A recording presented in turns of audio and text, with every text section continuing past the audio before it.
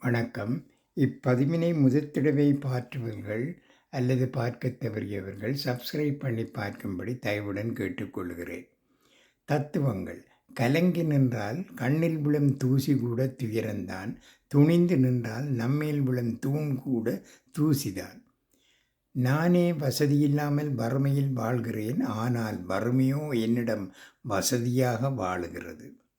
பிடித்த காரணத்துக்கென பிடித்தே வைக்க வேண்டுமென கட்டாயங்கள் ஏதும் இல்லை. மனிதனாக வாழ்வது சுலபம். ஆனால் மனிதாபிமானத்தோடு வாழ்வதுதான் கடினம்.